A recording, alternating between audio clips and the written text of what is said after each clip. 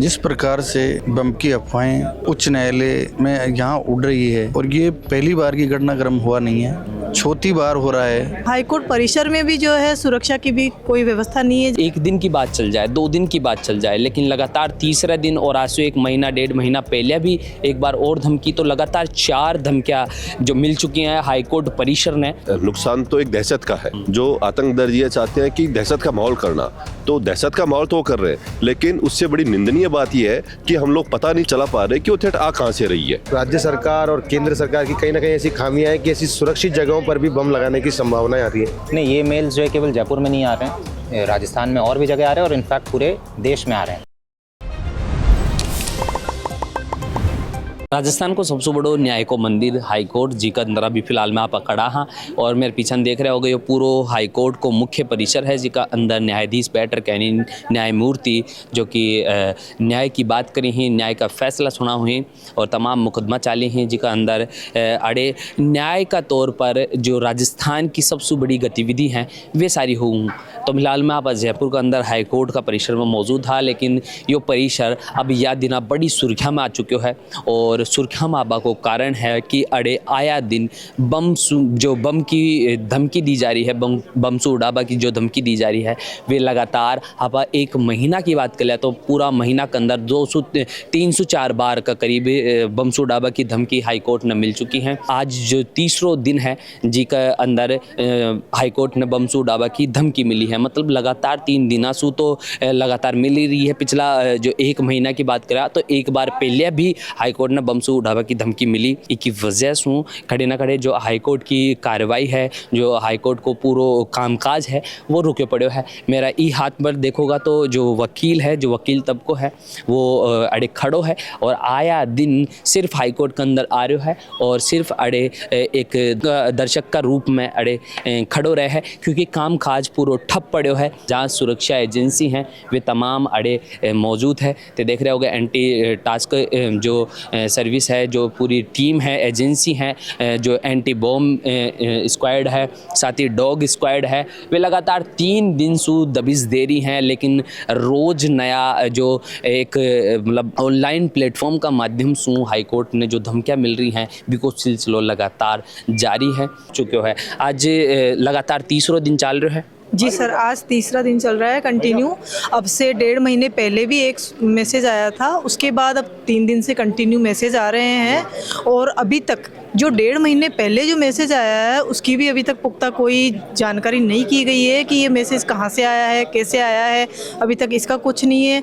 और इसके अलावा हाईकोर्ट परिसर में भी जो है सुरक्षा की भी कोई व्यवस्था नहीं है, जबकि जो सुरक्षा एजेंसी का ये है कि यहाँ पे है ना हर पर्टिकुलर या तो बायोमेट्रिक होनी चाहिए प्रत्येक अधिवक्ता के लिए, या फिर और भी कोई सुरक्षा व्यवस्था है वो होनी चाहिए, जो कि अभी तक ऐसी कुछ भी सुरक्षा व्यवस्था यहाँ पे नहीं है। ये जो सुरक्षा व्यवस्था की जो सवाल खड़ा हो रहा है हाईकोर्ट का अंदर लगातार 3 दिन से बम की धमकी और साथ में महीना 1.5 महीना पहले भी एक धमकी, लगातार 4 धमकी हाईकोर्ट जो राजस्थान को सबसे बड़ो न्याय को एक मंदिर मान सका भी के अंदर आयन की गतिविधि, आयन की सूचना बसू कितनों कुछ कामकाज इफेक्ट हो रहा है और सुरक्षा एजेंसी और सुरक्षा जो अड़े व्यवस्था है बाकी ऊपर कितना गहरा सवाल है। जिस प्रकार से बम की अफवाहें उच्च न्यायालय में यहाँ उड़ रही है और ये पहली बार की घटनाक्रम हुआ नहीं है, चौथी बार हो रहा है और इस पे जो अब तक क्या कार्रवाई हुई और यहाँ जो राजस्थान उच्च न्यायालय से पूरी न्यायपालिका और न्याय व्यवस्थाओं में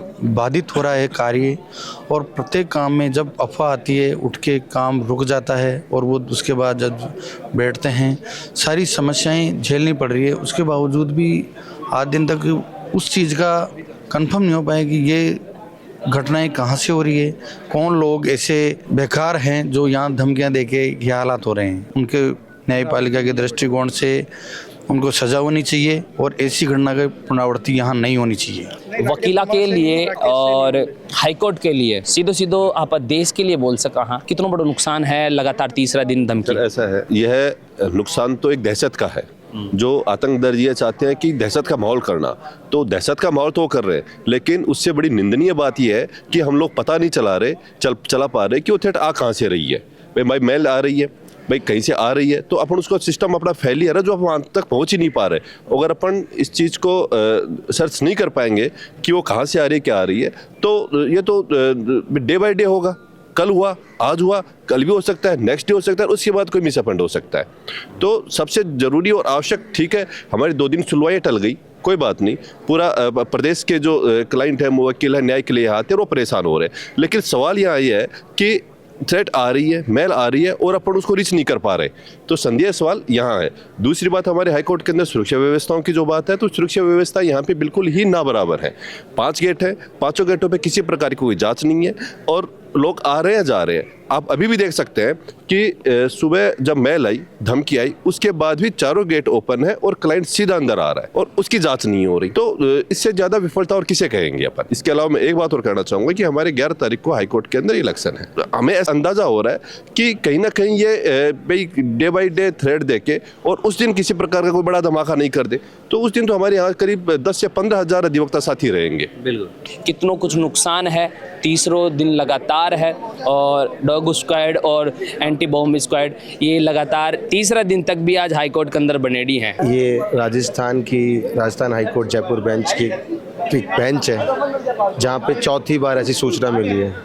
अब इस सूचना से साबित होता है कि राज्य सरकार और केंद्र सरकार की कहीं ना कहीं ऐसी खामियां हैं कि ऐसी सुरक्षित जगहों पर भी बम लगाने की संभावनाएं आती है। एक अचानक से मेल आता है, उससे पूरी कोर्ट की अर्थव्यवस्था बिगड़ जाती है। इससे क्लाइंट्स को जो सफ़र करना पड़ रहा है, जो एडवोकेट को सफ़र करना पड़ रहा है, वो बहुत गलत हो रहा है। बिल्कुल, देख रहे हो जो लगातार जितना वकील हैं वे सवाल खड़ा कर रहे हैं, सरकार के ऊपर भी सवाल खड़ा कर रहे हैं, साथ ही साथ जो सुरक्षा एजेंसी हैं बाकी ऊपर भी सवाल खड़ा कर रहे हैं। एक बार जतिन भाई पूरा कैमरा से घुमार के दिखा दो कितना वकील हैं जो अड़े मौजूद हैं और तमाम जो वकील हैं बाकी अंदर सिर्फ एक ही इच्छा है कि हाई कोर्ट का परिसर सुचारू रूप से चालू रहे और एक के अंदर जो न्याय की गतिविधियाँ हैं वे संचालित नहीं और जी की वजह से जो आपको कामकाज है वो चलते रहे। साथ ही साथ राजस्थान के अंदर सबसे बड़ो न्यायालय और हाई कोर्ट है भी के अंदर लगातार 3 दिन तक लगातार धमकियाँ आबो, साथ ही साथ महीना पर पहले एक धमकी आबो, कुल मिलाकर चौथी धमकी जो आप देख सकें हाँ कि ये जो मतलब पूरी घटनाक्रम हो रही है इस खड़े न खड़े असहज महसूस हो रहा है। हाई कोर्ट का परिसर में जितना भी लोग कामकाज करवाड़ा हैं, वकील हैं, तमाम जो न्यायमूर्ति हैं, तो बाकी लिए भी एक बड़ो सुरक्षा का लिहाजा से एक बड़ो सवाल खड़ो हो रहा है। रैंडम चीज़ें वो बोल रहे हैं, कुछ स्टेट्स के बारे में वो बात करते हैं, कुछ अपने व्यक्तिगत इश्यूज़ के बारे में बात करते हैं, तो जो कंटेंट है वो अलग अलग नहीं। ये मेल्स जो है केवल जयपुर में नहीं आ रहे हैं, राजस्थान में और भी जगह आ रहे हैं और इनफैक्ट पूरे देश में आ रहे हैं। और भी राज्यों में इस तरीके के मेल्स आ रहे हैं, कोर्ट्स में आते हैं, सेक्रेटेरिएट में आते हैं, जो भी इंपॉर्टेंट इंस्टॉलेशन है वहाँ आ रहे हैं। तो ये कोई जयपुर स्पेसिफिक समस्या नहीं है। अब चूँकि आज का टेक्नोलॉजी ऐसी है कि भाई उसका आप सदुपयोग भी कर सकते हो और दुरुपयोग भी कर सकते हो। टेक्नोलॉजी ऐसी है कि भाई कौन क्या कर रहा है उसमें एनोनिमिटी रहती है, गोपनीयता रहती है। तो उस टेक्नोलॉजी का बेसिकली हम प्रयास कर रहे हैं कि भाई अपन को अपने लेवल पर क्या करना है, क्या विश्लेषण करने हैं ताकि हम उन तक पहुंच सके। वो तो अपना प्रयास जारी है।